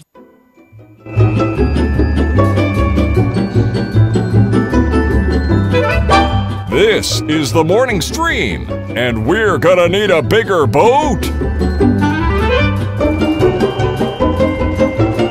All right, we're back. I don't know why that was so quiet. Isn't that great? Nothing like Veronica saying that real slow. Again, I think that you're getting clips of these that are longer every time you play it. It does seem like it. Let's see if this is really longer. Sausage. That is a weird thing, isn't it? It is. It's the exact same Like file. Yeah. I know. Just look. It's like a optical illusion kind of thing. Yeah, an audio illusion. That is funky. All right, we're back. We're here. We're doing it. Let's get Wendy on this business. That's what we do here on the show is we bring Wendy in. We talk about the big stuff in life. I'm a little thrown off because of the day. It's like no Wednesday show just threw me off. It does, yeah. Sorry, everyone. All right, let's see. Wendy. Dunford. Okay, here we go. Heir to the Dunford Bakery fortune, as usual. Get her in here. This is we're getting a lot of these sort of marriage relationship ones lately. Hello. Interesting. Oh, hi, Wendy. How are you? Hello. Good. Yeah, you're How are doing you? all right? You doing good there? Yeah. Good. Mom, I want to tell you something Mom told me. Can I tell you what Mom told me? As long as it's cool to tell everyone else. I don't know. It's nothing bad. She said that we were talking about she was having some other user error on a computer that had nothing to do with. Anyway, it was about those photos I Dropboxed to you. They couldn't figure out how to get it to all work, and so they did it over here in like 10 seconds flat. But anyway, she said that she believes that Sweden has made you so chilled out that she's never seen you so relaxed as she does when she talks to you on Skype. That's what she said. Do you think that's true?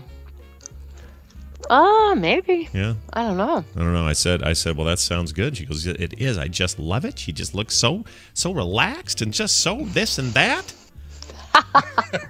It's good for her. It's a good thing. Good thing. It's a good thing. Yeah. I might be exhausted when I talk to her, so that could be it. Yeah, it's possible. I suggested that. She says, well, whatever it is, it's just great. Anyway, that's a bad impression of Mom. Let's get to this here. Wendy's a therapist. She comes on the show and helps us with actual questions from actual listeners. Disclaimer: she's also my sister, so take that into account whenever I say anything. All right, so let's get to it. I feel like lately we got getting a lot of these relationshipy, marriage, girlfriend, boyfriendy kind of emails. There's a lot. We are. But before we get to that, can I tell you my funny Swedish thing? Of course you can. I'm gonna forget. Yeah. Okay. Go ahead. It's good to start on this. So if anyone's learned another language, they will have had this experience where they say something and everyone's face kind of goes, oh, because you're clearly saying a swear word or you're insulting their mother accidentally, right? Oh, sure. So that's pretty common for most people. Well, I don't practice enough to have screwed up quite that bad, but someone did it with me the other day because, of course, most people speak English here and not everyone practices all the time. So this was so great. I can't get over it. Okay. So Americans have a lot of reputation, a lot of things that are part of their reputation around here. Mm-hmm. And one is not a fact, but man, people believe it. And the rumor is that every American has veneers. What is veneers? Right? The teeth, the fake teeth. Oh! I thought it was like a disease. Like, I got a bad case. Veneer disease. Veneers disease. Venereal disease. Got it. Okay. No, okay. Veneers. Like my buddy Andrew has veneers. Yeah, okay. He does? Yeah. Andrew, did you know that? He has a huge... No. when I met him, he had a giant gap in the front, and like 3 years later, nothing, because it's all veneered out now. Aha. Okay, yeah. So you put this sort of like fake tooth fronts on your teeth. That's what veneers are. Yeah. And so this woman and I were talking about braces, and that most Americans at least try to get braces, and that's not true in a lot of places. And in Sweden it's a lot more natural or whatever, and unless your teeth are like sticking out of your face, you don't typically get braces sticking out of your face. Anyway, I think all of our teeth technically can stick out of our face if we try hard enough. Yeah. It was, but what she said made me laugh so hard, and I think I made her feel bad a little bit. But I was like, oh, it just made me feel better that you can't speak perfect English. Okay, So this is what she says. She says all Americans have such big teeth, and I said, yeah, you should see Nick. That kid has billboards for teeth. Huge teeth. I didn't say that. He does. For real. He does. And I said, oh, yeah, okay, we have big teeth. And then she says, yeah, all of you get wieners. We all get wieners? Wieners, not veneers. Not veneers, yeah. but wieners. I was like, what do you mean? She's like, wieners across your teeth? Oh, so great. That's amazing. That's amazing. So much smarter than someone for once. Wieners. I know what it is. It's veneers, not wieners. That's amazing. What does she call wieners, I wonder? That's the real question. Veneer. I don't know. So that's awesome. Also, I think that's a strange thing to think. Is it just because generally people, like, they see a lot of Hollywood faces, obviously. They see a lot of Matt Dillon, and There's Something About Mary, and they think we all act like him. Yeah, we all are acting like that guy. Right. I mean, think about it, though. I mean, these are people who have interacted with enough Americans in their lifetime to know Americans. There's a few here, and they get to know them, and they tend to have good teeth. Like, we're kind of known for this, right? They should. I should hang out with them. Everything will then it'll change. Then their impression will change. Look at this American with his weird teeth. They'll say, "Wow, that guy needs veneers or wieners on his teeth." And so did you explain to her that you're mostly gold? Like you're like 50 grand worth of gold in your head or whatever you've got now? Yeah. I don't tell a lot of people because they might kill me and take my teeth. Yeah, we don't want that. Nobody wants that. Nobody wants to be killed and have their teeth taken. Exactly. I don't good. Talk about it. That's a good story. It deserves one of these. There you go. Okay. All right, let's get to today's question. The radio edit. Yeah, I did the short one. Here is the question. We got one from somebody we're going to call Jim. It's not their real name, okay? Because they don't want to use his real name. Hi, guys and gal. I guess you're the gal here. Yeah, I think so. I shouldn't be surprised. Don't assume. Yeah, don't assume. Brian could be Brian. Could be. My name is Jim, not my real name, and in my mid-20s. Me and my wife have been longtime listeners of the morning stream, and in fact, she had a song request a few months ago to dedicate to me. Anywho, my wife and I, he keeps saying me and my wife, but I think he means my wife and I, have been married for 2.5 glorious years. This last January, she went off to basic training for the Air Force. On March 13th, she graduated, and of course, I went to Texas to see her graduate. It was fantastic. It's like she never even left. She went off to technical training, and she will be there until June 26th. So here we get to the nitty-gritty. At first I was fine and was on top of the world because I could talk to my wife on the daily. Then one day, out of nowhere, I started getting thoughts of doubt in my head. I have really specific commiseration about this. I think where he's going. Mine's not about my wife, but it's about some other things. So don't worry, everyone. Scott will try to make this about him today. Anyway, not thoughts of doubt like, do I love my wife, but thoughts of, does she care and love me? I talked to her about this. She said I have nothing to worry about, and I believe her. But during my time away from her, I have been snooping in her social media. I have no idea why, and there is nothing to worry to have been found. My wife is very smart and asked me to be honest with her and tell her if I've been looking through her old phone and through her social media. I lied to her at first and said I had sold the phone, and then immediately told her that I lied and I have been looking through her Facebook, Twitter, and so forth. Of course, she blew up. And after telling me that this is not like me, and he says it's not in parentheses, and of course it turned into me apologizing like crazy. She told me to not talk to her today. This is the 30th of March, and to not do anything stupid. So my question is, why would I ever have doubt in my head that she doesn't love me? I have no reason to believe that she would ever not love me. We are both very loyal to each other. Why would the thoughts pop up now? Especially when she needs me to be the strongest for her. I love her dearly, and as I think these are not grounds for divorce, I keep getting those thoughts that this is going to happen. We are both in the Air National Guard as a point of reference. Thanks for the help. Okay, so what do you? I mean, this is just a distance makes you crazy thing, isn't it? I mean, you know, because you don't have imagination, and you don't have control over it. And maybe he's been wronged in the past or something, but if you don't have control over it, isn't that what causes this kind of anxiety, where you're just feeling like, oh no, because you can't see where they are, what they're doing, so then your imagination goes crazy. Right. Yeah, and that's a lot. That's a lot of apart time. I mean, that's hard. 3 months. Right, it's a and then long time. Again, like this is the second round, so he's, yeah. So what do you do? What do you tell them? How do because all right, real quick. I have a problem with this, but not related to like relationships like that. For me, it's like, so here's a perfect example. I cannot figure out, and Wendy won't know what this is because she didn't listen to the part of the show, but I cannot figure out for the life of me why I wasn't invited to that movie thing, to do that deal. And it's not that big a deal, people. Don't worry about it. But my brain goes, oh, well, you weren't asked to be in the Star Wars X-Wings thing because maybe you offended somebody. So I start to make up what did I say or do? How is it? Because all my friends are in there, but I'm not. And I'm not even, it's like I'm not even upset about it. And I'm only using this because it just happened, so it's easy for me to have an example here. But it's this thing my head does where I want to create all the missing pieces. My daughter does this too. It's like, if I don't have the full story on something, whatever that something may be, if a neighbor's mad, or why is the back door open? How did that happen? Kim's not home. I didn't do it. Let me now fill in the gaps with all the crazy details that I have no idea if are true or not. But let me try to assemble it. Goes to the worst. Yeah, and sometimes not even the worst. Sometimes just to the most. Sometimes it's even the most obvious and not the worst, but I'm still constructing it.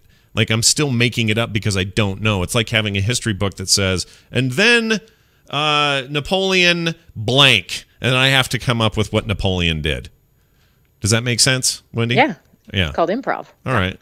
I guess it is. But so so that seems bad to do. Well, it's sort of at its core. First of all, every person does this, right? There's a difference between every person, because people who don't seem to get sort of taken in by it and run down that road of what if and panic. So what do they do if they really have maybe the first thought? Okay, the door. Let's take the door. The door is open. Your first thought is, well, let's see. Kim wasn't here to leave it open. Huh. Your brain may go to some crazy spot like, maybe there's an axe murderer in my bathroom. And there are, not half the world, but half the world will say, oh, that's ridiculous. Okay. Anyway, I'll look around and get some chips. The other half of the world these are you people who will go, oh my gosh, but what if this time I'm right? Yeah. What if there really is? Right. So then you go check all the doors and check all the, and then when everything's fine, you just feel a little off and maybe there's another thought or yada, yada, yada. Instead of sort of moving on to the thing that you need to do. Which is get the chips, for heaven's sakes. Get the chips. Yeah, So chips. there's same sort of anxiety basis to this. But it is really pretty normal for people's imaginations to sort of go to weird places, right? And part of that is, again, we talk about this a lot on the show, of that self-protection that is pretty deeply ingrained in all of us. It's just that some people tend to believe whatever weird thought pops in their head, even though you might still be going, okay, that sounds insane. Mm-hmm. It's still, your heart starts to race. You start to feel like it's true. So it's kind of hard to ignore. And then you often think, well, it's the one time I don't buy into the story my head just made up, and that's the time I'm going to get killed by the axe murderer. Right. So you really think you're protecting yourself, even though it feels silly, and you know it's silly, and it's not a thing, but it feels like a thing. Is it? Yeah. Like every year at Nerdtacular, I think is the year I'm going to faint in front of everybody. I never do. And I never have. You should just do it and get it over with. I really should. Brian, you stand behind me this year. You just stand right there with your arms you out. a little trust fall. You can do that. Oh, a total trust fall. Yeah. What you got to do, Scott, is lock your legs, get really hot, and don't eat anything, and sing.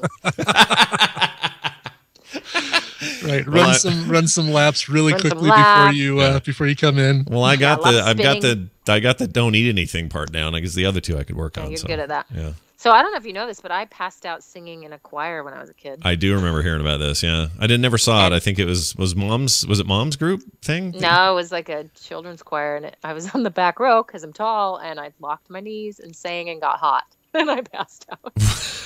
That's why I know. That's what you should do. Yeah. Pass out. How'd that go for you? I guess you were young. Really good. Yeah. Really fine. good. Yeah. Feeling really good about it. Okay, so there's another thing happening, and that is potentially happening. Okay, so there's that, and then you make up stuff.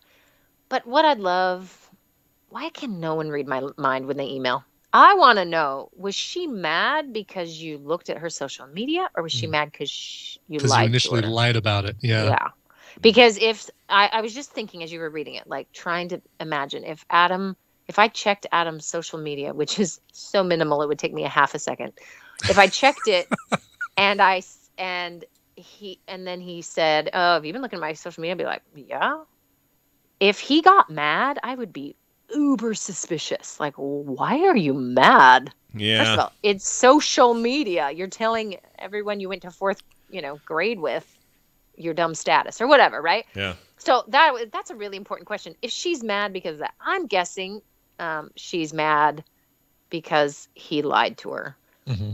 And then when it finally comes out, he's like, "Yeah, I've been checking everything." And then she's furious. So he didn't delineate that, and I think that's probably an important distinction because sure, and it shouldn't even be an issue if he was looking at her Twitter feeds or looking at her Facebook feeds, because that's social media. That's what you do. But to say, I'm wondering if there's something more. Like, was he reading her texts? Yeah. Like, right, or private maybe messaging, right? on Facebook Exactly, or that type of thing. That's possible. Yeah. And so the question is, okay, and this is, paranoid people say, okay, maybe I'm paranoid, but it still doesn't mean the government's not out to get me, right? Mm-hmm. So he may be feeling feelings that there may be some legitimacy to, and, it's hard to know. Well, he's got to look at the evidence. He's got to sort of check with himself. What am I doing?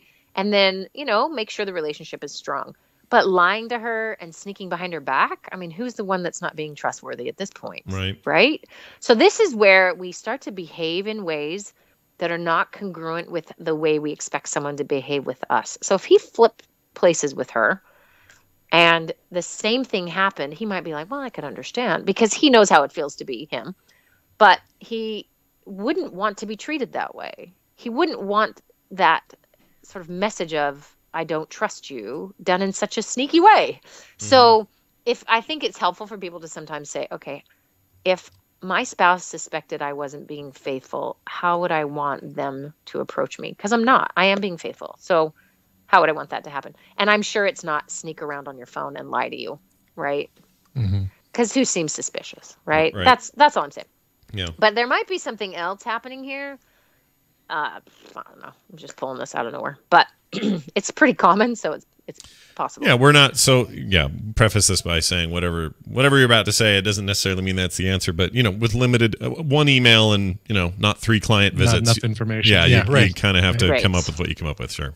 Right. I am a magician sometimes, but not always. So the idea of self-sabotage, and I'm sure we've talked about this before, but this idea that when things are too good, or even when things are kind of normal or not negative, doesn't even have to be like the best time of your life. There are conditions where certain people cannot handle that. It's so foreign. It's almost scary. It's like, when is the other shoe going to drop kind of feeling, but with good things like this is too good to be true, that kind of stuff, that they actually start to do really stupid things, and they self-sabotage, or they sabotage I always feel like everything's about some form of self-preservation, whether that be, it sounds cynical and kind of self-serving, but I don't mean it to be this way. But it's like, if you're part of what you're drawn, part of the chemicals firing in your head that are telling you to protect your baby at all costs is, yes, it's about love and it's about your feelings and it's about all that, but it's also about you and your line continuing. So it's kind of another level of primal survival instincts, right? And it seems like everything is motivated by that. So I've never understood this whole self-sabotage thing, which I know is a thing. I've seen people do it all the time. You catch yourself doing it all the time. But why is that? That seems counter to survivability to me. See, and it's actually exactly what it is. So if you, oh man, there's so many love songs written about this, right? Which is like, it was so worth the pain to have known you, right? But the reality is, most people, when they've been really, really hurt, tend to never get that vulnerable again without some serious work. That is self-protection. So if you plan to never get married again, or never be in a relationship again because you've been so hurt, so then suddenly someone comes along and you find yourself being happy. Well, you've got to protect yourself from climbing to the precipice that would then mean inevitably I'm going to get hurt. So it's a trust issue. So you eventually do things to sort of undercut the success of that relationship. It's pretty unconscious. You're not like, okay, what do I do today to get her to think I'm gross? Right. You're not doing it like connivingly. You are accidentally, really unconsciously doing things that sort of undercut your success. Yeah. So you can apply this to every area in people's lives. Yeah. So a great story. There's a good book. I'm having a flashback. I swear I've said this on this show before, called Stop Self-Sabotage, and there's a stop sign on the front. Anyway, now it's old because I'm sure I talked about it 4 years ago. But anyway, it's a lot to do with business and sort of personal productivity, self-sabotage, maybe not so much relationship, but they share a story in this book that's a perfect example. So there's a woman who starts to become very successful at her job, and about a few months, halfway into the year, when she's made a certain amount of money, she sort of quits her job, or she just gets sick a lot and doesn't go in, or she just stops being productive. And then January starts again and she's back to being productive and does really great. And the more time goes on, she starts to make more and more money. It's now March, she makes, the number is about $60,000. Once she makes $60,000, she kind of stops functioning and loses jobs, and it's kind of weird. So she goes into a therapist and says, what is going on? And unconsciously she was doing this, but what it was really about was that her father, who she respected more than anyone in the world, never made more than $50,000 a year in his entire life, right? Maybe even in years he didn't make that much money. She grew up pretty poor. So on some level, if she made more than him, she just couldn't live with that. But she didn't know it, right? It wasn't on the surface of like, okay, it's 60 grand. I'm now done working. Right. But was it just a feeling of, I don't deserve this because my dad didn't make, Absolutely. Keyword, Brian, you're so like, he's on it today. The audience sometimes. Sheesh. I love it. It's amazing. So the deserve level is really the point. So if I deserve more than $60,000, I'll keep working and make the money I'm going to make. But she felt like I could never deserve what because my dad would deserve so much more than me. Mm-hmm. So the therapist had her, this is a really simple case, go talk to her dad. Luckily, he was alive, and said, hey, Dad, what do you think about the fact that after I make $60,000, I stop working because I want to respect you and I don't think I deserve any more than you ever deserved? Well, Dad says, are you crazy? Make a ton of money. That's one way to make me feel good. You know, he said all the things that gave her permission. And then she went back to being very productive, or went to being productive really for the first time because she felt like she deserved it. Huh, interesting. So a lot what I'm getting from this story and from others and other things you said is a lot of this, if not all of it, is very subconscious, like very behind the scenes and not a thing that you can just notice and say, oh, well, the reason, it's not like a physical thing where it's like, oh, well, the reason my foot hurts is because I'm leaning on it weird. Mm-hmm. This is a case of, I don't know why I can't keep these jobs, or I don't know why I can't do this other thing. And it's because it's all happening in the part of your brain that you have less, I guess, knowledge of or something. Mm-hmm. And so those who are listening and are thinking, oh, I totally do this with, and, fill in the blank, my relationship with anybody, my career in any form, how I interact with media, or how I spend money or save money. If any of those things you're sort of having this response like, oh, I kind of do this thing where I continually hit a wall or whatever, you are likely self-sabotaging, and you are likely you likely have a deserve level thing that's happening. And it can be, it doesn't have to be holistic. You may feel like I deserve love, and that's that area of your life, great, but I don't deserve money. And then that area is struggling. So in the case of like this social media trusty thing, like using that as a way to sneak around or whatever and see if you can find some stuff out, he didn't indicate any of this, but isn't that sometimes just comes from other relationships where maybe he was, cheated on, hurt, something like that? Could be, or there's the ever fun angle, which is maybe he has been untrustworthy himself at some point in his life, so he kind of thinks all people are that way. Or and he would know, right? Like he would know. We're not saying this is true of you, dude. We're just saying if that was the case, you're like, well, that's what I'd use, that's what I'd do. So I'm going to go look at what I'd do. Mm-hmm. Right, right. And there's also maybe a little bit of he gave a hint in his email when he said like, what did he call his marriage, paradise, or some kind of superlative that was interesting? Yeah. What did he say? I can't find it. Fantasy or something 2 years. Something about her graduation. Nope. I don't see it. 2.5 glorious years is what he wrote. Yeah, glorious. I'm not saying that's not a good word to use, and it's just writing, sure, but like glorious. That hints to me, like, are you sure you deserve glorious? Is that is that maybe the crux of some of this? Like, do I deserve to be this happy? Like, do I deserve a woman this great? And why would she be with me? And when you're alone, and their separation time is quite a bit, your imagination can kind of run with, why would she really be with me? And some of that self-doubt can creep in. This is why long-term relationships are tricky on one level. They're tricky for other reasons, but is that it's hard to check in and ground yourself in the feeling that you have in that relationship the same way when you are together as opposed to, in different states or whatever. Mm-hmm.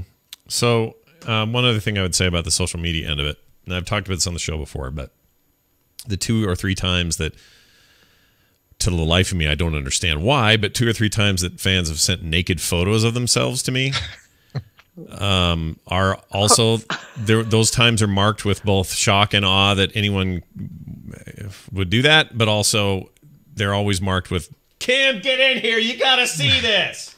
Because you're always on the toilet. Because I'm always on the toilet. Also, because that's how we roll with this stuff. Like, it's the same with the kids. Like, their accounts are all tied to my account. I know everything that's going on. They don't text without me, knowing that I know that they're texting.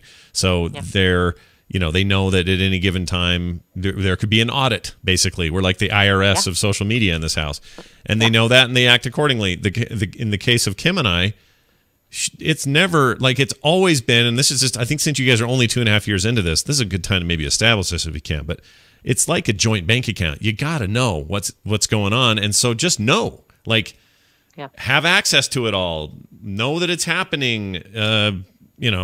Don't be paranoid about what they might be doing, because you're going to be super open about what you're doing. And, Kim has access to every password I have, everything I do, all of it. She can get into any of it. And it's never an issue for us, ever. It's never like, oh, I said something on Facebook today that Kim's not going to be happy. We just aren't doing that. So I'm not, again, he's not finding problems. So this is a whole different issue. But I just want to put it out there how important I think that is.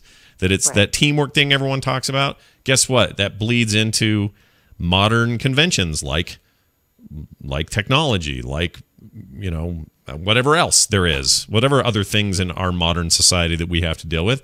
You're a team there just as much as you are when it comes to being a parent, or a team when it comes to financial matters or whatever. You're always that. At least I think you should be. And I think in his case, I think you're exactly right. First of all, to say, hey, in any relationship, especially if you're in your 20s, there needs to be over communication about how your electronic communication works in your relationship and outside of your relationship. Because it's a thing now. It was not a thing before. Us old people just sort of got married and we're like, have you heard of email? Okay, and for them, there are all sorts of ways, especially if one is more computer savvy than the other. This is a real common maybe breakdown in a relationship. One could, hide everything they ever do because they're savvy and the other one has no idea. So it just needs to be a conversation. It needs to be something that you discuss, and that you kind of discuss more than once. I think sometimes marriage is seen as I picked the right person and now we're together and great.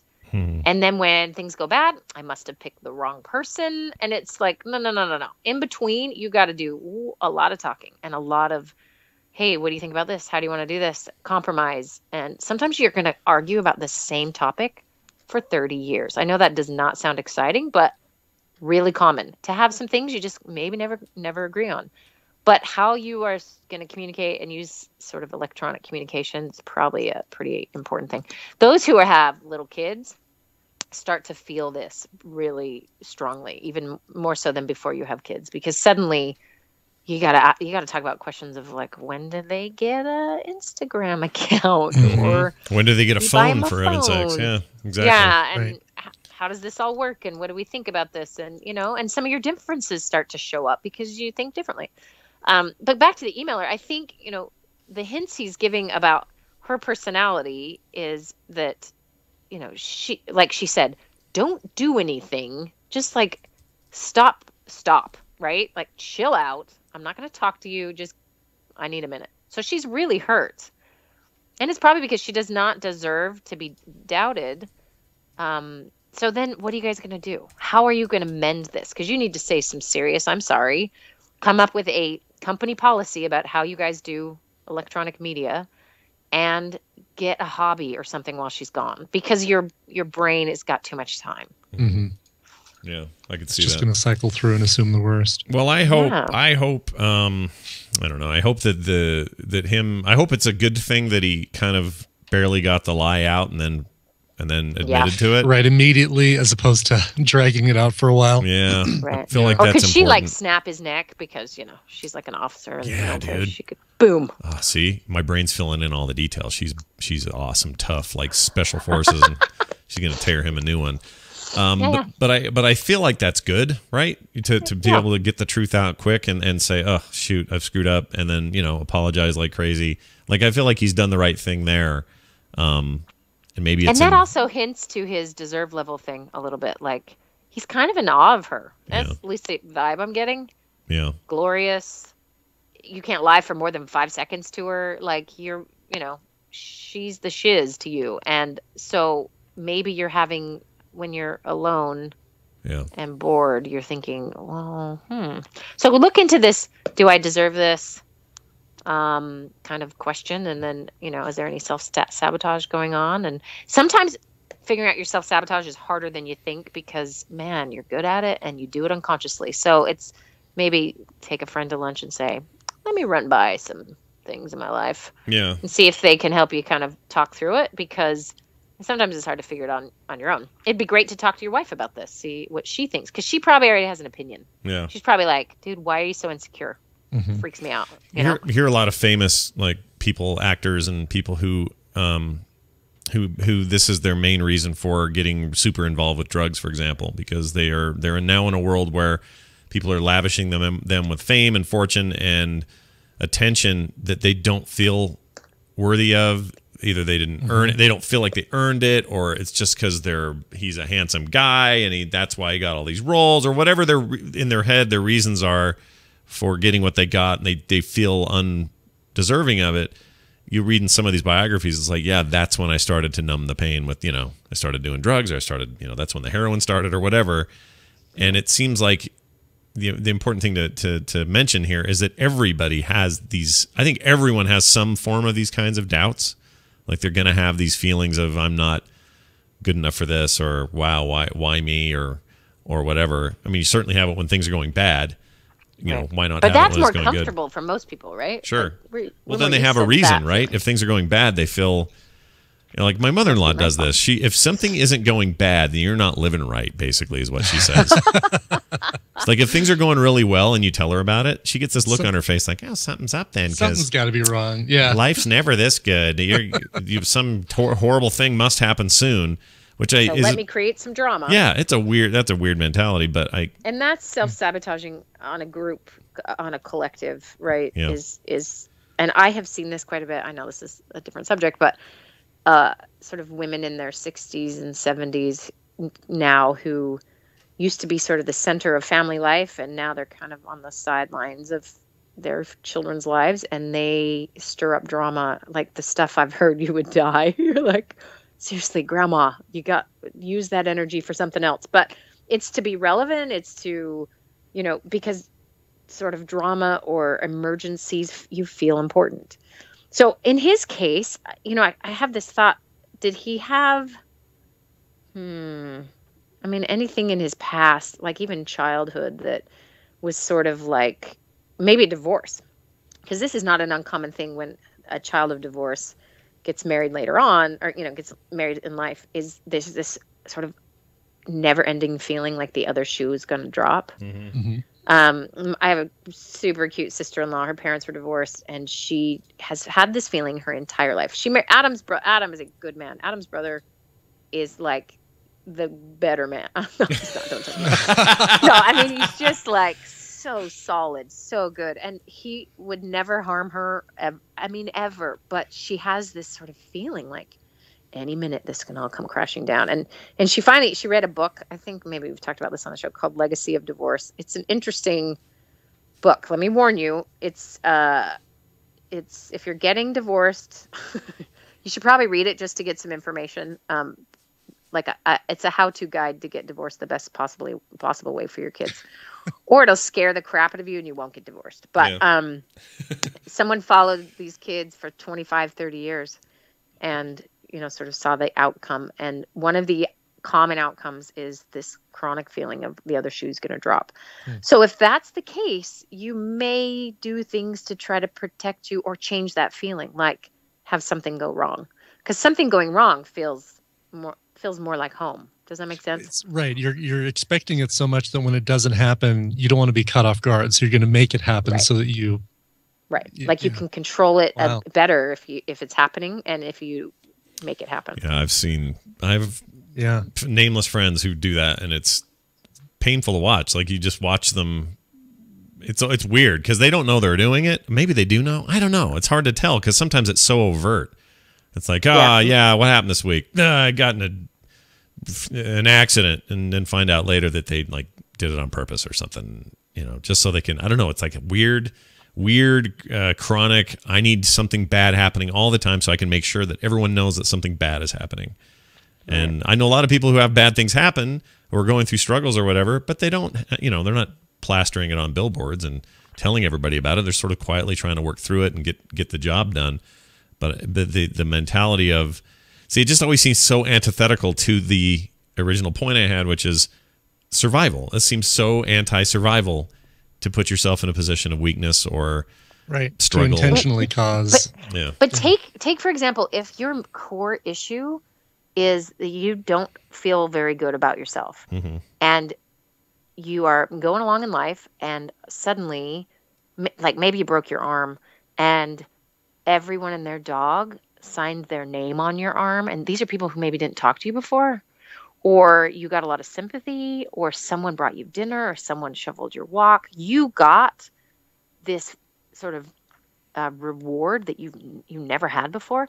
There are people that will be like smoking crack for the first time. I mean, it is, and then it's really hard to go back to life where you just got to do everything and feel lonely, or maybe not feel so great. And so you could see how slowly you start to behave in ways where you get your need met. And that need, that core need, is to be liked and wanted and appreciated. But it starts to take kind of a sick turn, right? So it's still back to that survivalist thing. Like, I need this and I don't know how to get it in any other healthy way, so I get it this way. And I would argue most people are not aware they're doing it. Some are, and some are overtly and, maybe really dumb about it. But I would say even people who are quietly toiling somewhere and you would never suspect they're self-sabotaging are probably doing it somewhere in their life. It's a pretty common thing because we all have a little baggage that we can't quite, sometimes we don't want to look at it, and we end up maybe blowing some things because of that, not feeling like we deserve something, or things are too good, so I'm going to make them rough. That kind of thing.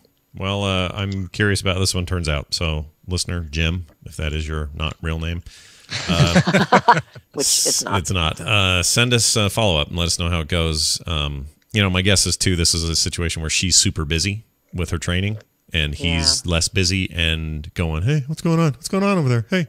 And she's like, I'm trying to work over here. It's like Nick when I'm working. He'll come home from school and go, hey, Dad. So I got a Hearthstone card today that's pretty rare. And I'm like, Nick, I am right in the middle of a thing. It's like a kid thing, and I think sometimes adults do that. And then if he said, well, you're kind of a bad dad. Yeah, and I'd be going, what? This is a terrible time to do this. Like, yeah, it's exactly what's happening. He's manipulative and evil, or maybe he's not. But you can see where that totally happens. There's one other thing I just want to say about this couple. Yeah. I want her to listen to this. Hey, if you're listening. She's a fan, so maybe. Here's the real risk, is that he can't stop himself from doing some stupid things, and he only proves how unattractive he can be. And that starts to really pull them apart. This is where self-sabotage, the sabotage part, comes in, is you act like a freak because you don't feel like you kind of deserve to be this happy, so you start to do all these things, and eventually the other person's like, honestly, I'm running out of energy. I don't know how to help you. I don't know how to convince you I think you're attractive, or whatever it might be. Yeah. And they stop trying. And then you're like, see, I told you. But you just created this, right? Yeah. So I want her to listen to. So everyone be aware of that. Yeah. That was a thing. As William Shatner once famously said, Spock, sabotage the system. There you go. Sabotage the system. Sabotage. You say sabotage. I say sabotage. Wendy, it's always fun to hang out. Wendy Dunford on Instagram, and she's coming to Nerdtacular. We're going to do some kind of panel together. Her and I, we don't know what yet. We have things to talk about, obviously, before all that happens. But she'll also be there, of course, for little TMS stuff, and there to say hi and meet people. And and P.S. Yeah. I'm bringing Swedish food to share. No way. Is it going to be good Swedish food or what? Okay, let me just tell you. Everyone Google Sturstrumming. Sturstrumming. STRSTRMMING. OMMING. This is this fish that you cannot open it indoors. It smells so bad. Really? Spell that again. Spell it one more time. I won't bring it because Sturstrumming. Honestly, Snowbird would kick us out. It's that bad. Wow. Here it is. Sturstrumming. Yeah, it's like a national treasure. It's a fermented Baltic Sea herring that has been the staple of traditional northern Swedish cuisine since the 16th century. Yeah, and there are so many Swedes who've never eaten it because you can't get past the smell. Adam has had it already, and he really liked it. He said the smell is unbelievable, but it tastes really good. There's a YouTube video. There's a YouTube video that says the worst food ever, stirring, and then the thumbnail image is two guys yakking. I see it. Oh my god, that's great. Yeah, do not bring that I won't. I won't. And a note to all listeners who may be considering sending that for us to try. No, it just won't happen. We won't eat it. No. So there are kids, Swedish kids, who as kids would take a can of surströmming, open it in the school, like in the basement, and hide it. And then kids would be off school for a week until they found it and fumigated the building. Oh, you probably love that because you were speaking of April Fool's jokesters, Wendy was the one in our house growing up. She was the one that. I was bad. Oh, you were so bad. Oh, my gosh. The things you would do. Don't talk about it. The Karma. things you did. Ugh. You want to know what's funny? I do nothing for my kids because the last thing I want to do is to ignite that recessive gene and get them started. Or we're dead. It's bad. Your bed will have like a dead dog under it or something terrible is going to happen. Don't do it. All right. Well, good times. Let's all eat our stormstrumming and throw up on YouTube. Wendy, have a great week, and we'll talk to you next time. All right. Bye now. See you. All right. I will not eat that. Neither will you. Never. Absolutely not. You take thick and liquid over that, I would. I would, yes, for sure. And that says a lot. If Brian will take thick and liquid over that, we are not just singing Dixie. And I like, you know what? I'll admit it. I like the occasional sardines. I like pizza with anchovies. I don't get it near enough because nobody else likes it. So, and usually pizza's not a solo. Sure. So you're already kind of I mean you're open. You're not like you're a pretty open eater, sure. Right. But it's like that. It's lutefisk. It's lutefisk. I need to come to Jesus moment with kimchi because I feel like that's the same thing. But I've had kimchi. I love kimchi. I know, but it's that same kind of fermented. This should have been refrigerated, shouldn't it? Kind of feeling. Yep, and it'll stink for weeks. It's the stinkiest thing you can eat. My brother, every time I see my brother Matt, love seeing him. Can't wait to see him. He smells like fermented cabbage every time I see him because he loves kimchi. Eats it all the time. Wow. Quick emails, actually phone calls. We're going to play these real quick, and they're actually brought to you by somebody. Who are they brought to you by? They're brought to you by the following. If you like to sit around a table and tell stories with your friends until you lose all track of time, then you might enjoy Tell It Anyway, a podcast where the story is the star. Check it out. Tell It Anyway for stories about the joys of summer camp, the perils of jazz dance, and so much more. Oh man, there's an animated GIF of some guys eating some Strumenskirt, whatever it is. Oh God. Yeah, I don't want to watch that anymore. I'm loving the St. Patrick's Day episode of Tell It Anyway. I'm only part of the way through it, but so far totally loving it. Yeah, that's good. Jenny does such a great job with that show. It's a brilliant show, and it's it feels really well done. Yeah. It feels like it should be on NPR. It's so well done. I agree. That's a apropos comparison. I think that is like an NPR show. Good job, Jenny. Oh, I got to close that GIF. All right. I'm not going to click it. Yeah, I'm not even going to click it. I wouldn't click it. Let's see here. We've got some stuff. What are we doing here? We got... Oh, no. That didn't go well. Hold on. Great. Oh, God. Why did I click it? Yeah, did you click it? I clicked it. I don't know why. That guy's yakking his lutefisk or whatever. Yes. All right, you got a call about hippies. Hey, Scott and Brian. I was just wondering what y'all think about hippies, because I think they're kind of weird, and they annoy the hell out of me. Let me know. Thanks, guys. All right. So, Brian. They must not have a lot of them up in the holler. Strangely enough, we got a call from a hippie who... Yeah. Raylan, what the hell you doing up here, boy? Hippies, they're fine. I mean, I don't know if he means the current day is hipsters and they're different, but like if he means like dirty, like flour in the hair, don't ever shower, hippies. Right, patchouli oil, dreadlocks. Sure. They're fine, whatever. Totally fine. I used to work in Boulder, and a majority of my coworkers were from Boulder, and Boulder has its share. It's funny. Boulder has this weird combination of very rich people who walk around with bicycle clips on their pants because they bicycle everywhere, and rather than get off the bike, lock their bike, take the bicycle clips off their pants, they're just going to walk around with them all day to let you know that they ride their bikes everywhere. I hate that. And picking up their food from the wild oats and stuff like that. And I'm not making any generalizations or judging people who shop at wild oats and bicycle, but that's one group. Then you've got the Trustafarians, who are the people whose parents are so rich that they basically just live off their trust fund. Yeah. And and they live kind of this hippie-ish lifestyle with, oh man, you know, my couch is out on my front porch because I like to sit out there and smoke weed and kind of watch the world go by. And that's exactly it. And I've worked with all of those people, and I would call, you know, I would say they'd all fit into some form of the term hippie, and I think they're all great people, and I love hippies. Of course you do. I will not say anything more. Here's one. How about this one? How not to call the show. It's just an example for you, okay? So here's how not to call the show.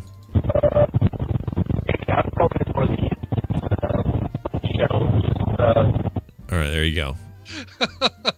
That free with your 2-year contract crap Android phone you got there. That is the Paul Hardcastle remix of somebody's phone call. Just waiting for them to say no, 19. 19. Oh, I love that song. Is that the guy who made that? That's the name of the... Yeah. Okay. I always forget. Yeah, Paul Hardcastle. If you want to send your own weird calls in, you can, 801-471-0462. Or you can also email us attachments and or emails to themorningstream@gmail.com. There will be a TMS PM edition of the show tonight, 4:30 p.m. Mountain Time. Be here for that. Be an hour of good times for all. I think Dan will be here, I think. I'm not sure. I'll have to find out. Well, if he's not, I have an app I can talk about. Oh, so. Good. Either way, we're covered. Frogpants.com/TMS is our website. And on Twitter, you can find Brian at Coverville, me at Scott Johnson, and the show at Morning Stream. I think that's going to do it. Brian, do we have music? What are we doing now? We do have music, yes. How about something going out to... Where is it? Where'd I put it? Oh, shoot. Where'd I put it? I don't know. You want me to tell There you it is right here. Okay. I didn't highlight it. Oh, no. Okay. Carl from Littleton, Colorado wrote in and said, and actually great time to reference this. Wendy's Therapy Thursday topic on March 26th made me think of the old tune, My Old Flame. I'd like to dedicate My Old Flame to the broody 15-year-old boy from the unnamed woman's email, and to Wendy's old flame, the endodontist, and Scott's old flame, Amy the unobtainable, and Brian's old flame, Shmeo, and to all the old flames of every TMS listener. All right. I suggest Spike Jones' satirical cover as the one that your audience might enjoy the most. Thanks. Signed, Carl. So a dedication to all of our old flames that cross our minds every once in a while, but really we're never going to go and we're never going to do anything about that. Yeah. The version that he requested is Spike Jones. Now, Spike Jones, obviously, not related to the director and music video producer that has worked with Fatboy Slim and wrote Being John Malkovich and directed Her and all that stuff. Spike Jones, and the City Slickers back in the day, back in the Dr. Demento days, you and I would listen to a lot of Spike Jones because he'd play him all the time. That was, boy, I talk about the biggest influence on Dr. Demento's sound. I would say Spike Jones, because when you hear Dr. Demento do a song on those rare occasions that he would do a song on his show, it was always very Spike Jones-esque. Yeah, and also even his interstitial stuff was lots of whistles and horns and his bicycle horn, sure, totally. Stuff like that. So yes, for sure. This one, and here's what's really cool: you can actually go and buy right now a Spike Jones and his City Slickers Swing Essentials Volume 9 CD. I don't know what volumes 1 through 8 are, but this is on Amazon right now for $7.99. It has got 24 Spike Jones classics, like That Old Black Magic, Defura's Face, which we heard earlier, Cocktails for Two, which I would actually call my favorite Spike Jones tune, Cocktails for Two. You Always Hurt the One You Love, etc. The one we're going to play is My Old Flame, originally by Mae West and Duke Ellington. That's some classic right there for you. Here's My Old Flame going out to Carl. Here it is. Back in the house, Carl. Yeah, go back in the house, Carl. Carl! He always calls him Coral. Coral, come back, Coral. I'm so behind on that show. I need to catch up because I'm sure there's a bunch of that I've missed. There's plenty of Carl lately, yes. All right, 12-Year-Old Flame. We'll see you guys tonight, 4:30. Be here. Bye.